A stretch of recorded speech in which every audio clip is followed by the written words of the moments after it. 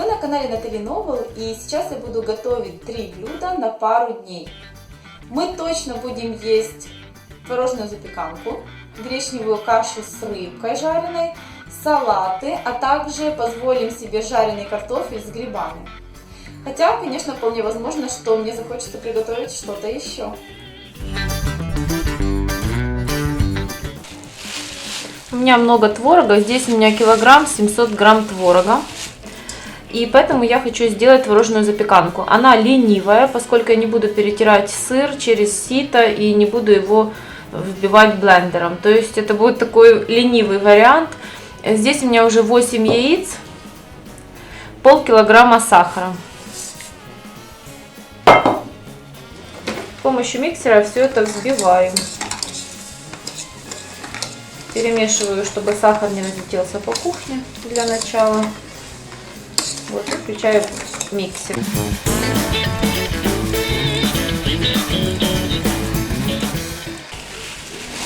В взбитые яйца добавляю по чуть-чуть творог.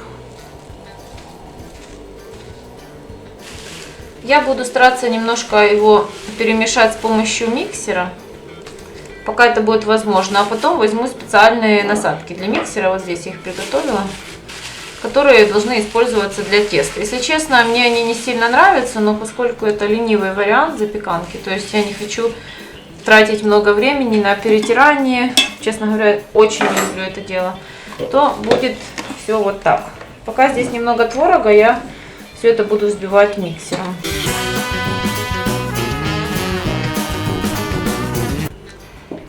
Итак, теперь добавляю манку. Буду добавлять где-то 3-4 стакана манки. Это первый. Я добавляю сразу целый стакан, чуть-чуть вот так перемешиваю, дабы потом манка не летела по сторонам.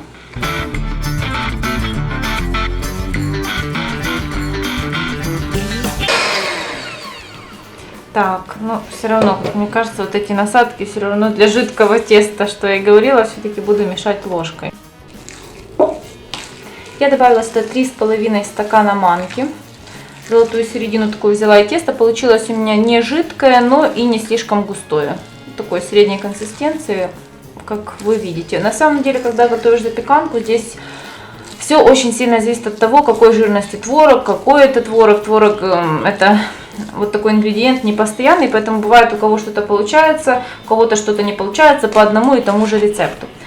Если надо, чтобы запеканка была красивой, то надо добавлять также и разрыхлитель. Я буду добавлять соду, поскольку у меня кило 700 творога, то я буду использовать 4 без верха чайные ложки, ну вот такие вот соды, гашеной уксусом. Ох, как мне кажется, многовато здесь соды. Нет, пожалуй, может, чуть меньше возьму. Чуть-чуть меньше, совсем будет как бы без верха. Вот, если для себя, этого можно и не делать. То есть, если красота не настолько принципиальна, то этого можно и не делать. Но, конечно, кекс будет подниматься в духовке, но не будет потом опускаться, то есть в итоге он все равно не будет таким вот воздушным и классным, как хотелось бы. Можно по этому рецепту делать маленькие кексики, но что касается разрыхлителя, а также или соды гашеным уксусом, то все остается в силе. Для того, чтобы были они пышными, ну, вообще любая запеканка творожная, чтобы все-таки она была пышной, особенно если она вот столько в себе творога содержит, то еще и такая ленивая, то есть не взбивала я ничего сильно, а также я ничего не перетирала через сито. В общем, такой рецепт без заморочек, когда надо быстро, много и вкусно. Так, и еще какие ингредиенты понадобятся. Конечно же, что-то вкусненькое, чтобы было внутри. Это изюм, у меня здесь 200 грамм изюма. Я его предварительно замочила, поскольку это был темный изюм, и он сильно такой высушенный. В общем, он сильно сухой. сухой. Поэтому я немножко его замачиваю в водичке, помыв предварительно, для того, чтобы он стал такой более пышный, нежный, сочный внутри готового продукта. Также я хочу добавить сюда же, сейчас вам покажу, что это сушеные абрикосы. Вот так они выглядят. Это моя мама сушила свои абрикосы. Вот. Я их также предварительно замочила, и теперь они вот такие мягенькие. Здесь их было 100 грамм. Но, конечно, когда я их немножко замочила, то зрительно их теперь больше. Ну, не зрительно, даже по весу, конечно же. Они впитали немножко воды. И также сюда же орехи. Сюда же орехи, хотя все как всегда у меня. Здесь 200 грамм грецких орехов, они тоже мамины. Но не знаю, смогу ли я все 200 грамм сюда добавить, пока здесь половина. Потому что всего очень много. Сейчас я буду перемешивать. Наверное, я очень хотела сделать вкусным этот кекс и много приготовила всего внутрь.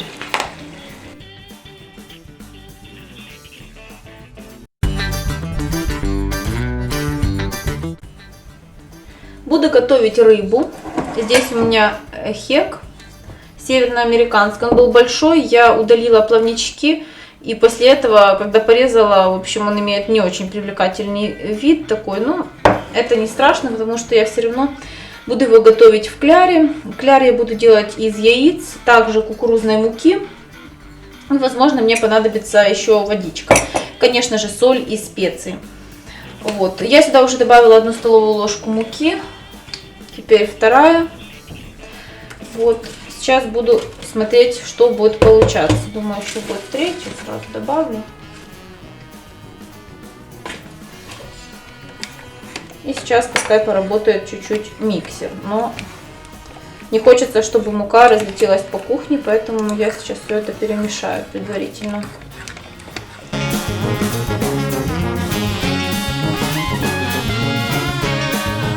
Так. Ну, я думаю, что если я чуть добавлю водички, и еще добавлю муки, потому что мне просто будет маловато такого количества кляра.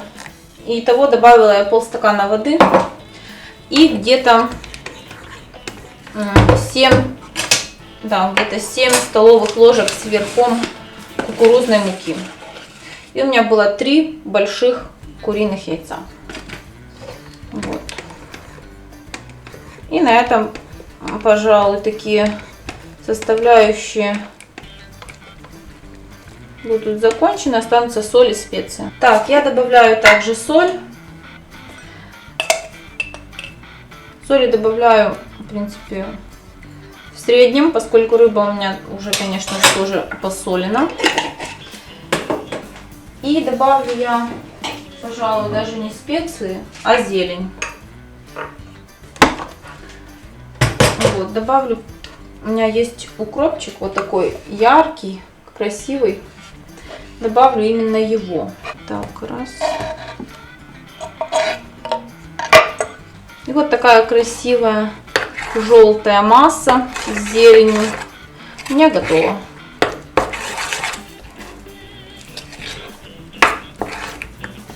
Буду жарить рыбку.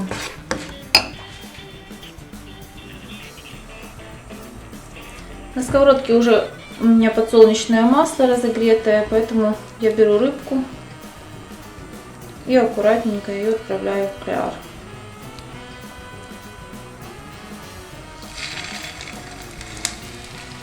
Ой, хотелось ее, честно говоря, положить вот в таком виде, вот, чтобы она как можно лучше пропеклась.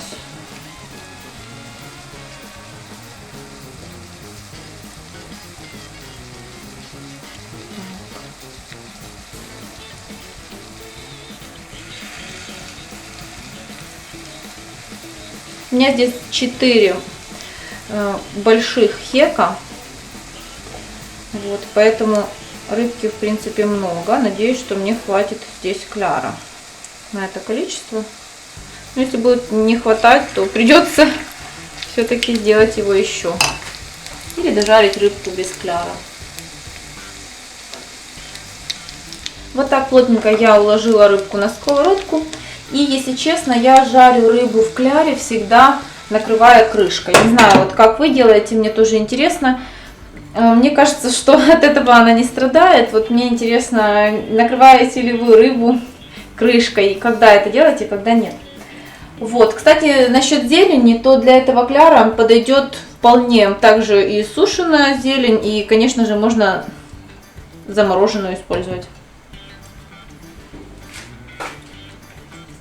Пока жарится рыбка, здесь у меня будет готовиться гречневая каша. 3 стакана гречки, хорошо промытой, и 6 стаканов воды. Мне нравится готовить в режиме мультиповар, и именно гречка хорошо готовится в режиме стандартном, то есть 30 минут и 100 градусов.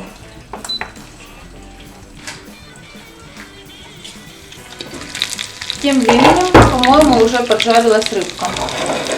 Сейчас я поверну себе сковородку. Я жарила рыбку на маленьком огне.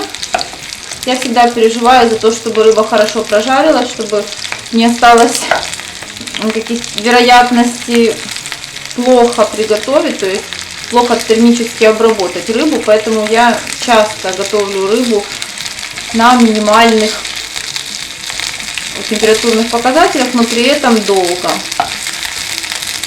Вот так. Я немножко отделяю кусочки рыбки. Не могу сказать, что они у меня получились очень красивыми, поскольку кляр есть кляр. Может быть, кто-то умеет делать очень красивые кусочки рыбы в кляре. У меня это получается не всегда. Как правило, у меня получаются вот такие вот кусочки, бесформенные. Но от этого не менее вкусные. Вот. И у меня здесь мало масла осталось подсолнечного, но я не хочу его добавлять. А рыбка прекрасно сможет приготовиться и без этого масла. Поэтому я опять ее накрываю, и она будет ждать своего часа.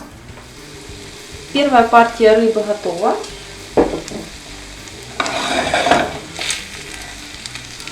Вот она поджарилась. Мне кажется, что у меня еще хватит рыбки где-то на пару таких партий. Может быть, на 1,5 точно. Вот так рыбка выглядит. По-моему, вкусно. Выглядит аппетитно. Запах такой кукурузно-рыбный стоит в квартире. Вообще мне нравится этот вид кляра. Он очень интересный. Впервые я попробовала рыбку в таком кляре у своей свекрови. И кто-то посоветовал, и мне понравился этот способ. А какие кляры делаете вы? Пишите обязательно. Я люблю все новое. Обязательно поэкспериментирую, если вы мне что-то посоветуете. Поэтому буду ждать ваших интересных идей внизу в комментариях. Пишите, что такого вкусненького, интересного вы готовите. Вот первая партия рыбки готова. Еще я уверена, что будет такая же. И мне кажется, может быть даже 1,5-2, а не одна. За несколько минут до окончания приготовления я добавлю соль, а также зажарку. Дети любят почему-то именно с зажаркой больше есть гречневую кашу. Получается, и мне кажется, что получается гораздо вкуснее. Хотя это несколько дольше, приходится все-таки чистить морковку, лук, все это поджаривать. В общем, конечно, это менее быстро, но вкуснее. Вот так. Все аккуратно перемешиваю.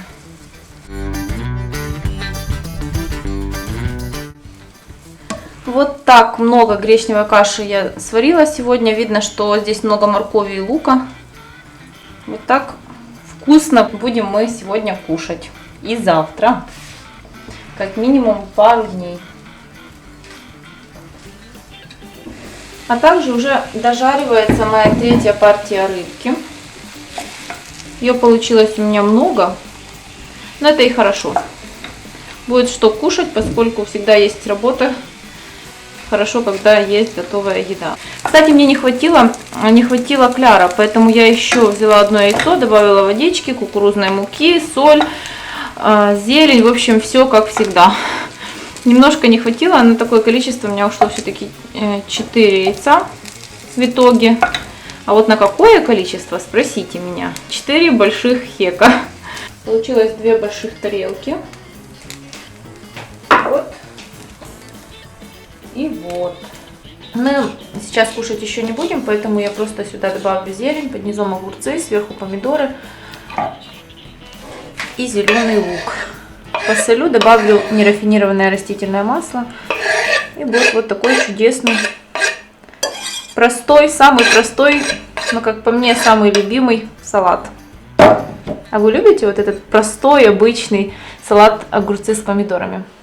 Пишите внизу в комментариях.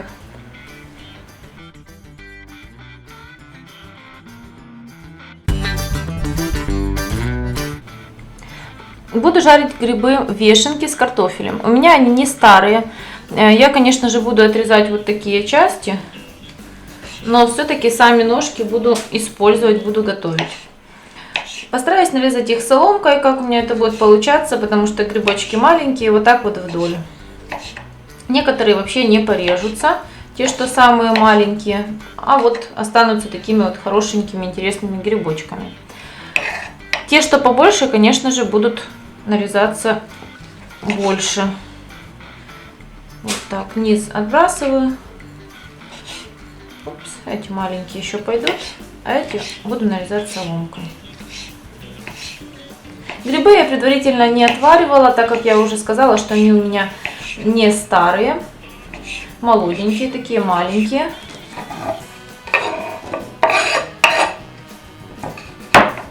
Вот поэтому не буду их вот так, в таком виде. Ножки также я буду использовать. Знаю, что не все используют ножки, но они мне нравятся. Вешенки вообще очень вкусный гриб. Вот. Нежный довольно-таки, поэтому я его готовлю. Мне нравится жарить вешенки лепестками, скажем так, вот в кляре. Вкусно очень получается это. Ну и нравится также жареный картофель с грибами, в том числе и с вешенками.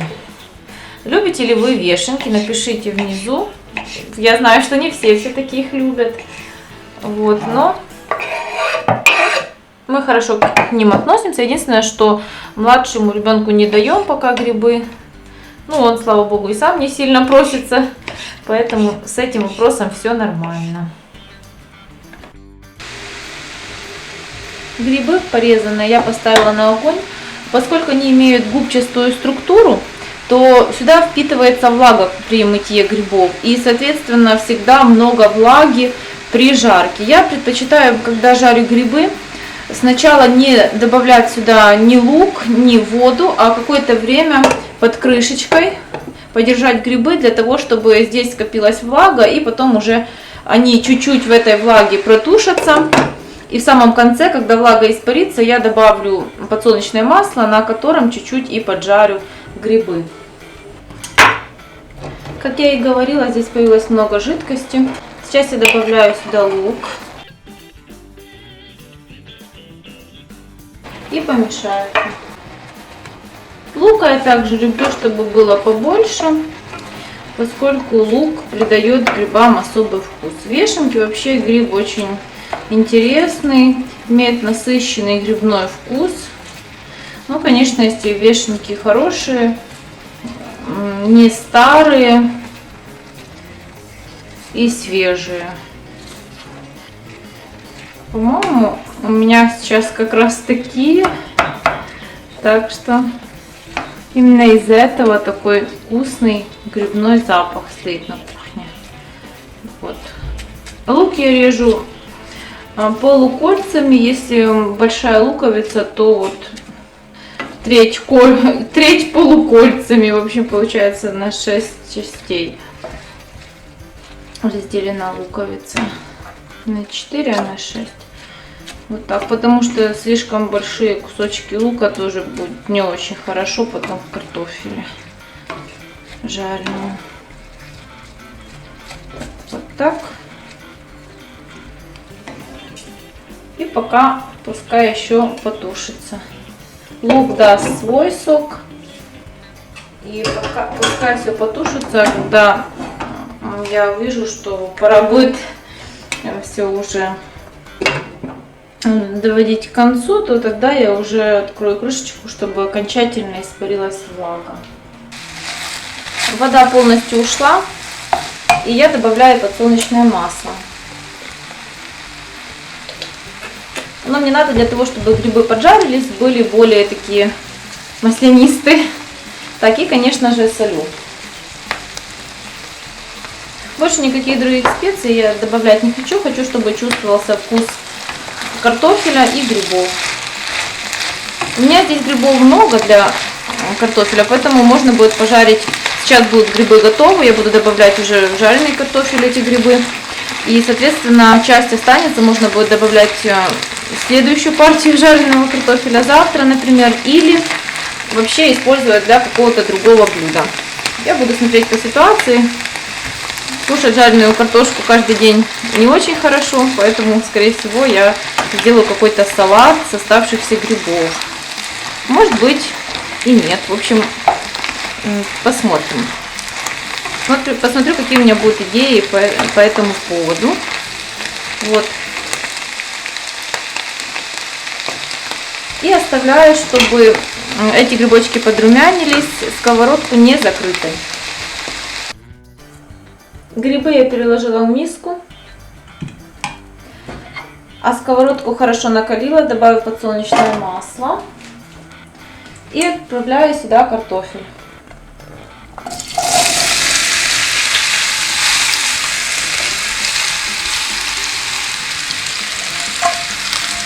Я вообще не самый большой специалист в жарке картофеля, делаю это редко. Сейчас хочу пожарить картофеля много. Наверное, это будет не очень хорошо для приготовления идеального жареного картофеля. Но единственное, что скажу, солить его нельзя вначале, иначе картофель пустит свой сок и будет таким, как вареный, и будет поломан на части. В общем, получится каша-малаша вместо желаемого результата. Буду жарить на умеренном огне, на среднем. Вот. Ну и в конце буду добавлять грибы. Мешать также слишком часто нельзя.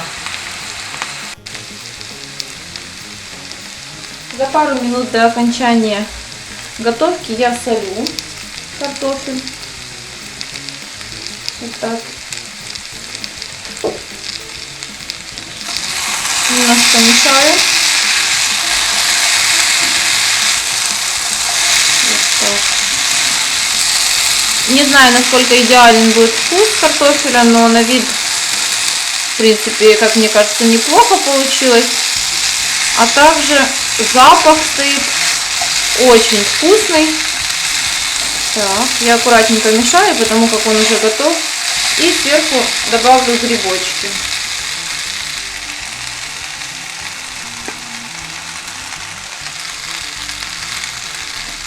Так. Пожалуй, я чуть-чуть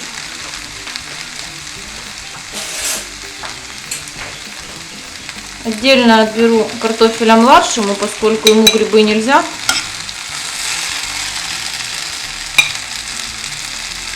Чтобы я потом их не выбирала отдельно. Он вообще не любитель жареного картофеля, и, конечно, для него есть варианты, как вы понимаете, за сегодняшний день, но на всякий случай. Все остальное перемешиваю. Так, может, чуть больше добавлю грибов. Место позволяет, можно больше.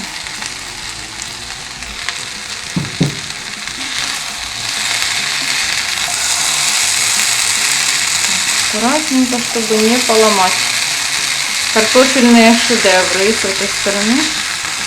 И теперь, когда я буду сыпать, все хорошо. Так, еще буквально 1 минутка, и все.